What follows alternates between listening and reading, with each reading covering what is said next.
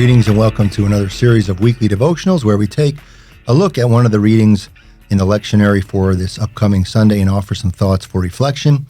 And this week we're going to talk about a very well-known and familiar passage in the Bible, Paul's first letter to the Corinthians, chapter 13, Paul's meditation on the gift of love.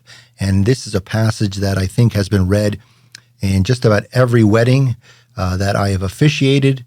It's a very popular passage for weddings. And speaking of weddings, I told a story once in a wedding about a couple.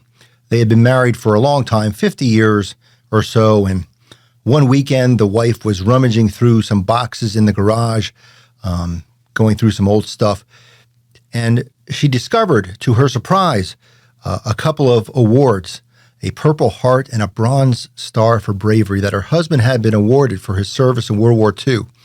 In all of their years together, she had never known this about her husband, and she asked him, "Why did you never tell me about these things that you were awarded during the war?" And he said, "Well, honey, after I met you, nothing seemed as important anymore." And that's a wonderful sort of romantic story.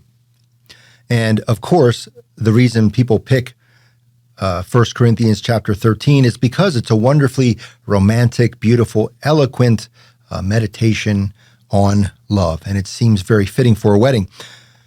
But the story that I shared about the Purple Heart, the point I make about the story is not that it's romantic, because one thing I tell couples all the time during the wedding service is that romance is wonderful and it's a very romantic day and celebration. But as those of us who have been married for any length of time know, the romance fades after a while.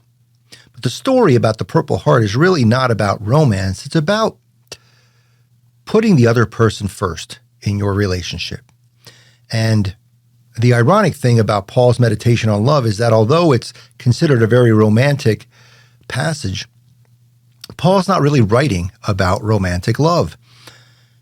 He's writing about a love that is sacrificing and selfless and unconditional.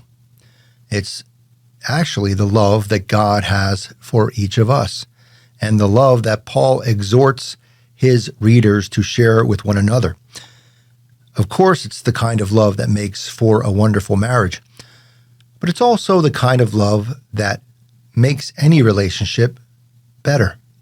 And it's the kind of love, as followers of Jesus, that we are called to try and share and express with one another. And so as this week moves along, we'll learn a little bit more about what Paul has to say about the gift of love. Amen.